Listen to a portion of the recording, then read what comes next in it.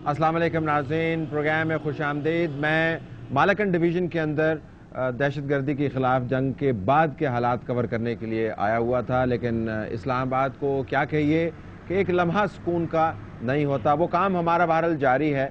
आज supreme court के अंदर डॉक्टर अरसलान और मलिक रियाज के केस के हवाले से जो डेवलपमेंट्स हुई, बहुत ज़रूरी है कि हम उसके ऊपर तज्ज़िया करें। जिस तरह कि अब आप विजुअल्स में देख रहे होंगे, सुप्रीम कोर्ट के अंदर और बाहर एक हंगामा मचा रहा। चीफ जस्टिस इफ्तिखार मोहम्मद चौधरी ने इस केस से ख़ुद को अलहदा कर लिया, क्योंकि कोई भी बाप जो है वो अपने बेटे के केस में मुनसफ नहीं हो सकता, कोई भी जज अपने किसी रिश्तेदार के केस में मुनसफ नहीं बन सकता।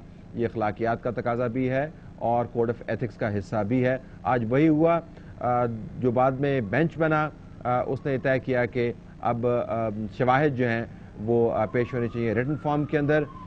जंग ग्रुप ऑफ पब्लिकेशंस के तमाम नुमाइंदगान जिनको मलिक रियाज ने वो डॉक्यूमेंट्स मुबैना तौर पर दिखाए, उनमें से चंद एक ने अपनी सबमिशंस पेश की कि डॉक्यूमेंट्स में क्या है। पता ये चला कि डॉक्यूमेंट्स के अंदर चीफ जस्टिस इफ्तिखार मोहम्मद चौधरी के बेटे अरसलान चौधरी लंदन में घूमते घामते रहे। वहाँ पर एक बयान के मुताबिक पुरआसाइश ज़िंदगी गुजारते रहे, और इसके अलावा कुछ पैसों ने भी हैंड्स एक्सचेंज किए, और मिल मिलाकर 30-40 करोड़ का काम हुआ। और मुबैना तौर पर इस तमाम एक्सरसाइज का मकसद ये था कि मलिक रियाज के जो केस लगे हुए हैं कोर्ट्स के अंदर, वहाँ पर उनको रिलीफ मिले। जो उनको रिलीफ नहीं मिली, और इफ्तिखार मोहम्मद चौधरी साहब के हाथों उनके केसेस जो निकले, उनका वही फैसला हुआ जो कानून और आइन के मुताबिक होना चाहिए था। इस अहम मोड़ के ऊपर मुझे ज़रा दो वजाहतें करनी है। एक तो ये कि कल से जो बात चल निकली है मेरे प्रोग्राम के बाद, मुझे उसका मुफस्सल जवाब मैंने तैयार कर लिया है। It's meticulously documented. कल आपके सामने वो तमाम सवालों का जवाब हम दे देंगे। जो भी हर्जा सराई हो रही है और जो भी धमकियाँ दी जा रही हैं और जो भी तरह तरह की बातें हो रही हैं, उसका जवाब कल के प्रोग्राम के अंदर मौजूद होगा, तो आप फिक्र ना कीजिएगा। हमारे पास ना कुछ छुपाने को है और ना ही झूठ बोलने को है। जो भी होगा सच आपके सामने रख दें कल के प्रोग्राम के अंदर। एक तो ये, दूसरा ये कि बड़े मज़े की बहस है। बताया जा रहा है कि मलिक रियाज साहब ब्लैकमेल हो गए हैं मुबैना तौर पर डॉक्टर अरसलान के हाथों। यानी वो शख्स जो तमाम दुनिया जिसके आगे है, वो डॉक्टर अरसलान के हाथों ब्लैकमेल हुआ है। और ब्लैकमेलिंग की नौयत कुछ इस किस्म की है कि जिस तरह पता चले कि एक बच्चा 34 साल का है, 32 साल का, उसने 40 करोड़ रुपए के करीब उनसे हथिया लिए, और वो वादे भी पूरे ना किए जो मुबैना तौर पर उन्होंने किए थे।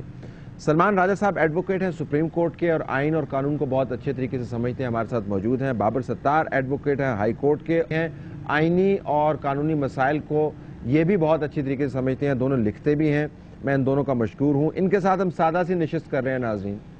हम बहुत सारे अबहाम दूर करना चाहते हैं। पहला अबहाम तो ये है कि ब्लैकमेलर कौन होता है। सलमान साहब, आपसे मैं बात का आगाज़ करूँगा। कानूनी तौर पर ब्लैकमेलर किसको कहते हैं? कौन ब्लैकमेलर होता है?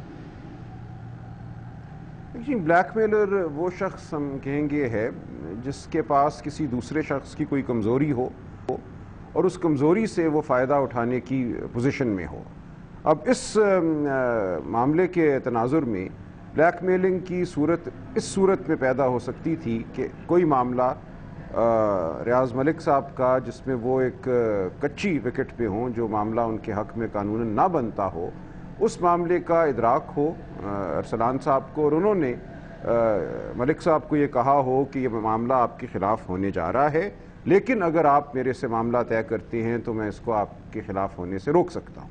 ऐसी कोई बात अगर हुई हो और इस बात के इवज़ अरसलान साहब को कोई रकम दी हो मलिक साहब ने, तो ये ब्लैकमेलिंग की सूरत होगी।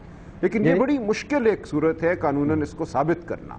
उनको साबित करना पड़ेगा कि मेरे फ़लाँ मुकदमात थे जिनमें मुझे एहतमाल था या मुझे बताया गया था कि ये आपके ख़िलाफ़ होने जा रही हैं और आपको ये नुकसान होगा। मैंने इतना अरसा इतनी रकम जो दी 3 साल के अरसे पे मुहित, उस तमाम अरसे में मैं इस उम्मीद में ये रकम देता गया कि ये मामला जो है मेरे ख़िलाफ़ कम अज़ कम नहीं जाएगा, मेरे हक़ में जाएगा, और उसके लिए कुछ मुझे सबूत भी मिलता रहा, मेरे मुकदमात कुछ ठीक चलते रहे, लिहाजा मैं और मज़ीद रकम देता गया। ज़ाहिर है कि यकमुश्त 40 کروڑ روپے نہیں دیے گئے.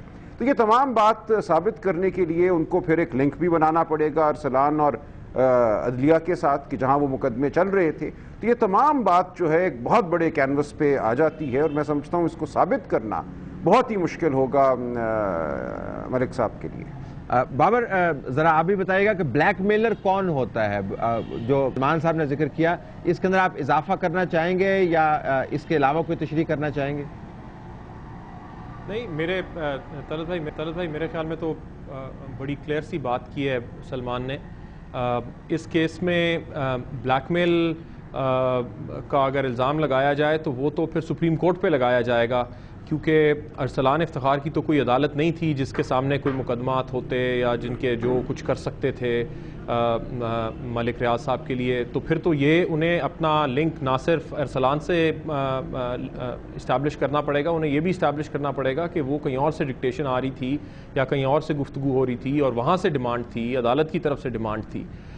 تو وہ جب تک وہ دوسرا لنک نہیں کریٹ کرتے اس وقت تک تو میرا خیال ہے کہ بات بلیک میل کی نہیں بنے گی, بات اللیگل گریٹیفیکیشن کی بنے گی, یا بات یہ بنے گی کہ کوشش کی گئی ایک عدالتی نظام کو انفلوئنس کرنے کی. اور میرے خیال میں یہ الزام بھی لگانا کسی حد تک ایڈمیشن ہے اس چیز کا کہ کم از کم ملک ریاض صاحب کی طرف سے تو یہ ایڈمیشن ہے کہ انہوں نے پیسے بہرحال دیے کسی کام کے لیے. تو اب انہیں ایکسپلین کرنا پڑے گا کہ اگر انہوں نے پیسے دیے تو پھر وہ کس چیز کے لیے پیسے دیے. اور ہمارا جو پاکستان کا پینل کوڈ ہے اور اسی طرح جو ہمارا نیب کا آرڈیننس ہے اس کے نیچے بھی یہ کرائم ہے کہ آپ کسی بھی پبلک آفس ہولڈر کو پیسے دے کے یا کسی بھی طریقے سے انفلوئنس کرنے کی کوشش کریں تو وہ ان اٹ سیلف کرائم ہے.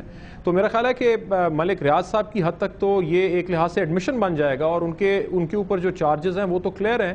اب دوسری طرف سے دیکھنا پڑے گا, اور اب یہ ملک ریاض صاحب کوئی اگر شہادتیں لے کے آئیں کہ بلیک میل ہو رہے تھے اور کس طرح کون کر رہا تھا, کیا پیغام آیا ان کے پاس, تو پھر بات شاید ان کی کوئی آگے چل سکے.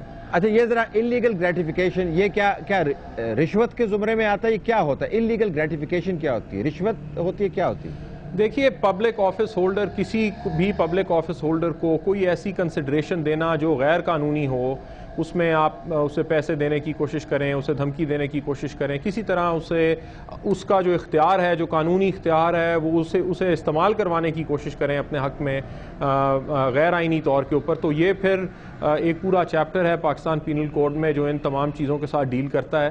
اور پبلک آفس ہولڈر میں یا پبلک سرونٹس میں ججز بھی آ جاتے ہیں.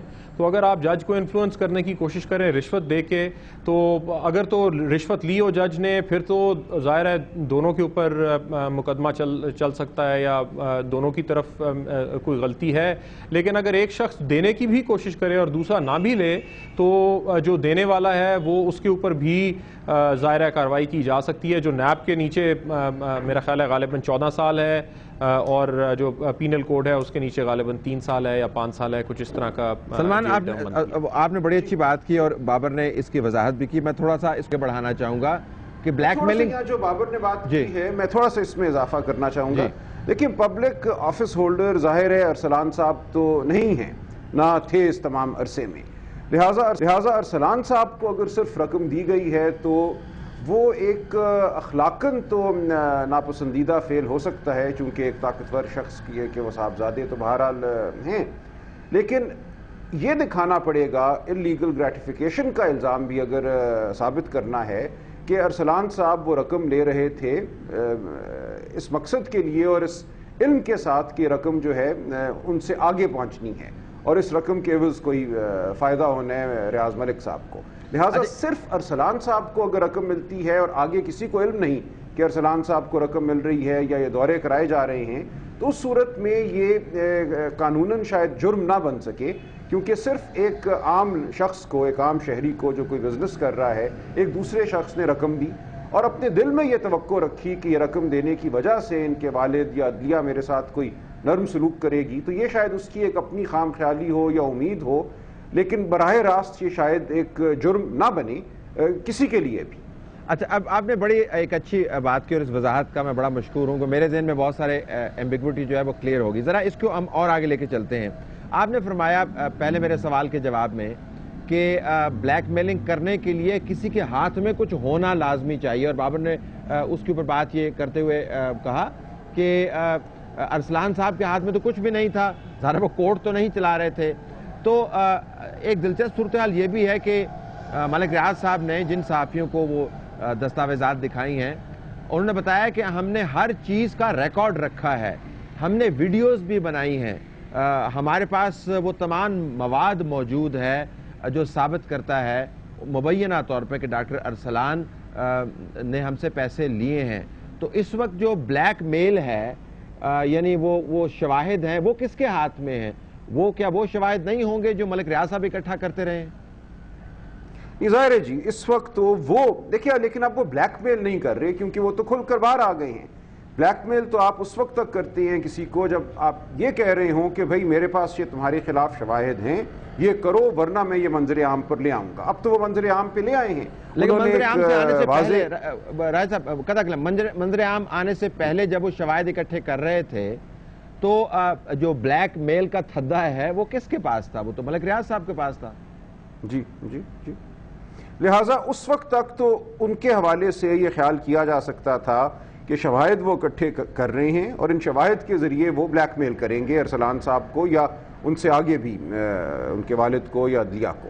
لیکن اب انہوں نے وہ بلیک میل کا عمل چھوڑ دیا ہے. اگر وہ بلیک میل کر رہے تھے اب تو وہ ایک ڈائریکٹ الزام لگا رہے ہیں اور منظر عام پہ معاملات کو لانے کا اعلان کر رہے ہیں. کچھ صحافیوں کو انہوں نے وہ دستاویزات دکھلا بھی دی. لہٰذا یہاں بات اب بلیک میل سے آگے چلی گئی ہے.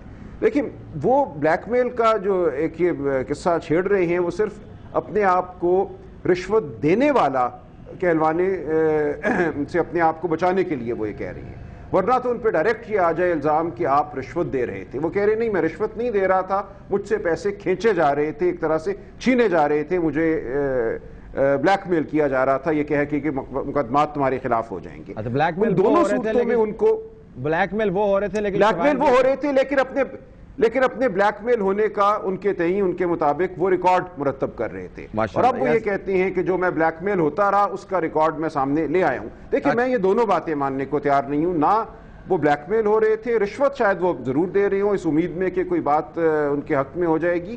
لیکن اب جو معاملہ ہے وہ یہ ہے کہ ان تمام معاملات کو وہ منظر عام پہ لائے کیوں ہیں. اچھا بریک ہے اور یہ اس نقطے کی واپس آؤں گا، اس وقت کیوں لائے اور کس طریقے سے معاملہ سارا سامنے لایا گیا، اس کی آئینی اور قانونی حیثیت کیا ہے. بریک کے بعد واپس آتے ہیں.